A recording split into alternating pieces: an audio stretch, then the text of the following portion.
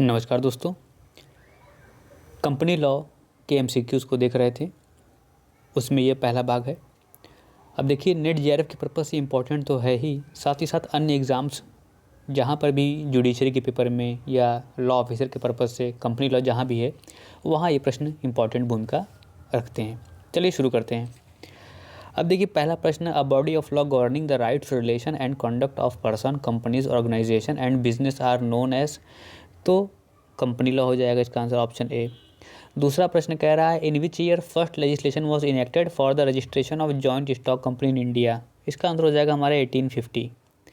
अगला प्रश्न देखिए, the legislation related with the regulation of companies in India was inspired from the legislation of which country। इसका answer हो जाएगा हमारा ऑप्शन डी, यूके।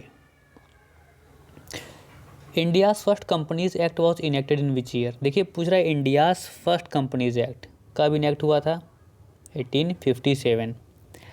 अगला प्रश्न देखिए, the concept of limited liability was recognised in which of the following act. तो limited liability concept जो recognise किया गया था, वो जो हमारा पहला कंपनी एक्ट था 1857 का इंडिया में, उसी में था।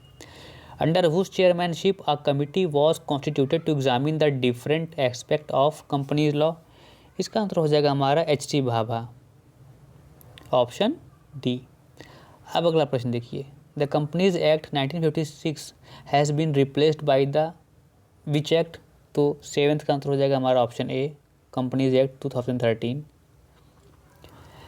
There are how many chapters and sections in the companies act 2013। तो इसका आंसर हो जाएगा हमारा 29 चैप्टर, 470 सेक्शन। ठीक है, 29 470, बस ये याद रख लेना है। अगला प्रश्न देखिए, a capital authorised by the memorandum of company to be the maximum amount of share capital is known as. तो is known as nominal capital and authorise capital both, option C. Next देखिए, national company law Tribunal is constituted under which section. तो National company law Tribunal को constitute किया गया है section 408 के अंतर्गत। According to section 2 of companies Act, subscribed capital is referred as. तो subscribe capital कैसे रिफर की जाती है, तो इसका आंसर हो जाएगा हमारा option A, part of capital subscribed by the members of a company. 12वां प्रश्न देखिए, incorporation of company has been mentioned. किस चैप्टर में इनकॉर्पोरेशन ऑफ कंपनी को मेंशन किया गया है, चैप्टर 2 में। अगला प्रश्न देखिए, the chapter 11 of the companies act 2013 is associated with which of the following. 13 का आंसर हो जाएगा हमारा option D, provision related to director. यानी कि जो चैप्टर 11 है उसमें डायरेक्टर से रिलेटेड प्रावधान किए गए हैं। अगला प्रश्न देखिए, national company law tribunal and appellate tribunal are constituted under which chapter of the companies act. तो हमारा जो इस प्रश्न का उत्तर हो जाएगा वो हो जाएगा चैप्टर 18। अगला प्रश्न देखिए, which section provide for the formation of a company. तो फॉर्मेशन ऑफ कंपनी की बात की गई है हमारे सेक्शन 3 में। Next, section 43 of company act contains which kind of following provisions. तो किस तरह के, which contains which of the following provisions. 16 की बात हो जाएगी, तो इसमें दिया हुआ है सेक्शन 43 में काइंड्स ऑफ शेयर्स की बात सेक्शन 43 में की गई है, शेयर्स के kinds.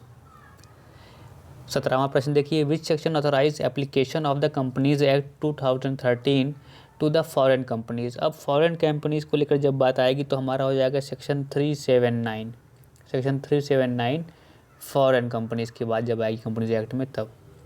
According to the companies act 2013 there are how many types of companies. कितने प्रकार की कंपनीज होती हैं, तो आंसर हो जाएगा हमारा 4 टाइप्स की कंपनी होती हैं।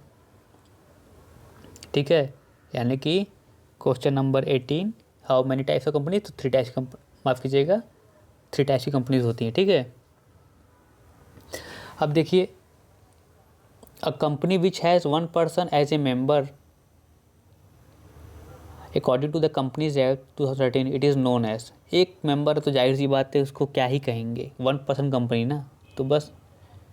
अगला प्रश्न देखिए, the concept of 1 person company was first time included in which of the following act. Most important question है कि जो 1 पर्सन कंपनी होती है वो पहली बार कॉन्सेप्ट को कब कहाँ इंट्रोड्यूस किया गया है, तो ये पहली बार इस नए एक्ट में है, कंपनी एक्ट 2013 में ही। 21वां प्रश्न, which of the following is are salient feature of a private company. तो क्या सैलिएंट फीचर हैं प्राइवेट कंपनी के, इसकी बात हो रही है। पहला कह रहा है no minimum requirement of paid up share capital, हाँ ये फीचर है। Not allowed to freely transfer their share, हाँ दूसरा भी इसका मतलब है तीसरा होगा ही, क्योंकि अगला ऑप्शन तो ऑल ऑफ द एबो है। तो तीसरा ऑप्शन है must include the word private limited और प्राइवेट लिमिटेड, ठीक है, ये भी सही है, ये भी सही है, ये भी सही है, यानी कि सारे के सारे सही हैं, ऑप्शन डी हो जाएगा हमारा। 22वां प्रश्न देखिए, as per the companies act 2013 the minimum member necessary for the establishment of public company. देखिए इससे क्वेश्चन आ जाते हैं, इसकी याद रखिएगा। पब्लिक कंपनी के जो मिनिमम होंगे वो होंगे हमारे 7, ठीक है ना, पब्लिक में 7 होंगे, इस चीज़ का याद रखिएगा। अब देखिए, which one of the following is an example of statutory company. Statutory company इनमें से कौन सी है। अब देखिए इस प्रश्न को जब हम करते हैं तो हमें ये भी पता होना चाहिए कि किसी कंपनी के जो RBI एक्ट है, तो जो एक्ट है वो स्टैट्यूटरी कंपनी अपने आप में हो जाएगा, ठीक है ना, उसका एक अलग से स्टैट्यूट इंडिपेंडेंट एक्ट है। तो RBI एक्ट है, इसलिए हम इसको गेस भी कर सकते थे कि स्टैट्यूटरी कंपनी पूछे तो RBI हो जाएगा। और देखिए बाकी सब में क्या है, कंपनी की बात तो ये कॉर्पोरेशन जैसे हैं, organisation of natural gas corporation, national thermal power corporation NTPC है, ठीक है। Which section of companies act 2013 defines term limited liability company. तो लिमिटेड लाइबिलिटी कंपनी को कहाँ डिफाइन किया गया है, तो इसे डिफाइन किया गया है 222 में, यानी कि 2 सबसेक्शन 22, ठीक है ना। तो इसमें लिमिटेड लाइबिलिटी कंपनी को डिफाइन किया गया है। Which section of companies act defines the term unlimited liability company. तो ऊपर हो गया लिमिटेड लाइबिलिटी कंपनी, तो 222 हो गया ऐसे देखा जाए तो। अब अनलिमिटेड लाइबिलिटी कंपनी की बात जो आएगी वो 292 में हो जाएगी, यानी कि 2 सबसेक्शन 92, ठीक है ना।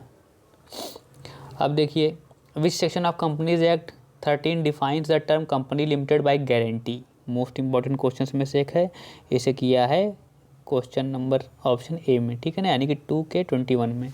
तो कंपनी लिमिटेड बाय गारंटी 221 में।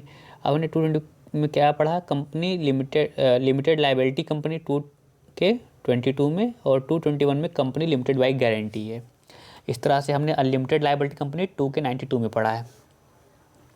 27वां प्रश्न देखिए, which section of companies act defines the term private company.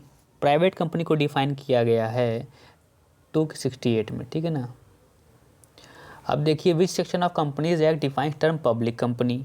Private company 268 में है, तो पब्लिक कंपनी को डिफाइन किया गया है 271 में।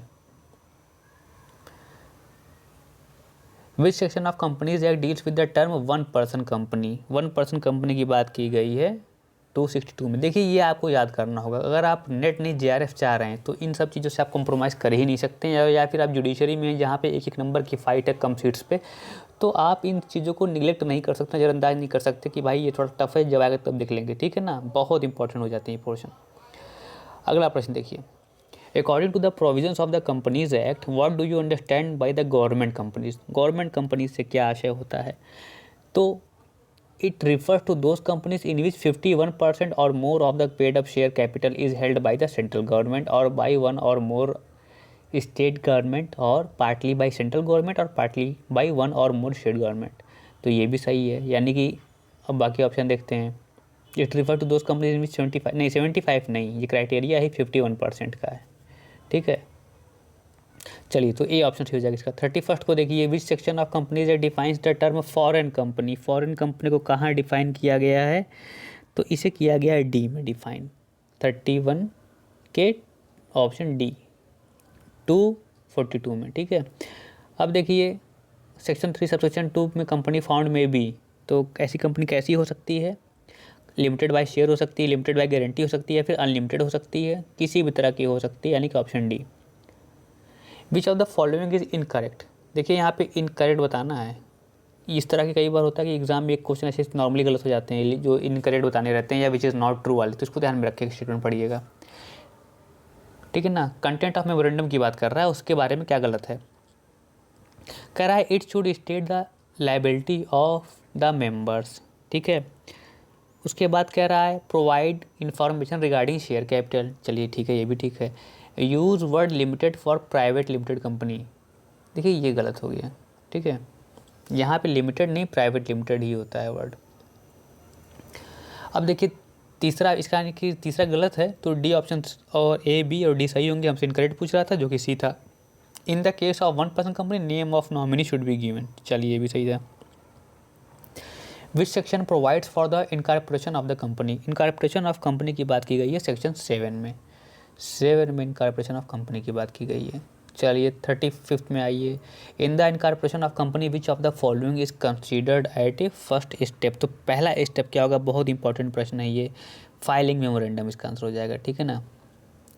विच chapter contains provision in context of prospectus, prospectus संबंधी प्रावधान दिए गए हैं हमारे चैप्टर 3 में। अगला प्रश्न देखिए, among the following which information needs to be included in prospectus, dates of opening and closing of issue, details about underwriting of the issue, procedure and time schedule for allotment and issue of certificate, ये सारे चाहिए, ठीक है ना, option D हो जाएगा। 38 में आइए, which section provide for the advertisement of prospectus, advertisement of prospectus की बात की गई है हमारे सेक्शन 30 में, advertisement for prospectus. What is maximum time period for validity of shelf prospectus, shelf prospectus बहुत इंपॉर्टेंट टॉपिक है, इसको प्लीज़ आप ध्यान में रखिएगा। इसका आंसर हो जाएगा हमारा, मैक्सिमम वैलिडिटी की बात है तो 1 ईयर, ठीक है ना, शेल्फ प्रॉस्पेक्टस की बात आएगी, मैक्सिमम वैलिडिटी तो 1 year. For miss statement in prospectus a person is liable for, अगर कोई मिस स्टेटमेंट है तो पर्सन क्रिमिनल और सिविल दोनों लायबिलिटी के लिए रिस्पॉन्सिबल होता है, ऑप्शन सी हो जाएगा इसका answer. Which section of company act deals with the statement that share is a movable property transferable etcetera, 41 का आंसर हो जाएगा हमारा ऑप्शन ए, यानी कि 44 में दिया हुआ है। अगला प्रश्न देखिए, one capital is divided into how many types, माफ कीजिएगा, share capital is divided into how many types, तो शेयर कैपिटल कितने भागों में बांटा गया है, तो 2 टाइप्स में।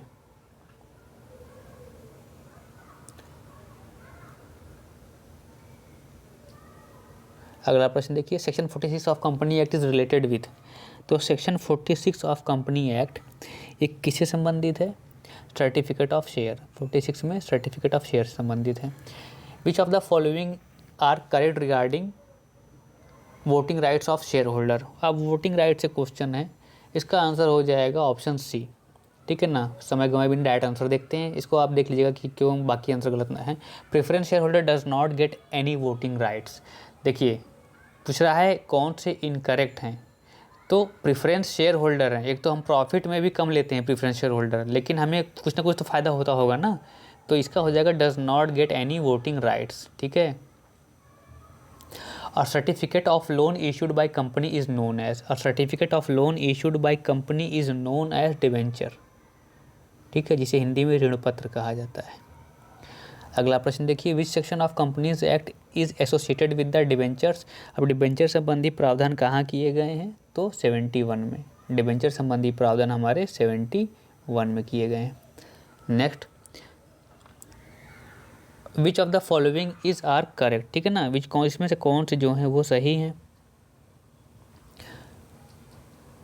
अ कंपनी में issue debenture which can be converted into shares, 47 में एक क्या कह रहा है, अ कंपनी में इशू डिवेंचर, तो ये ठीक है। दूसरा है debenture do not contain voting right, चलिए ये भी ठीक है। A company can also issue secure debentures, ये भी ठीक है, यानी कि option D. How many maximum directors can be there in company in normal situation, अधिकतम संख्या कितनी हो सकती है डायरेक्टर की नॉर्मल सिचुएशन में, 15।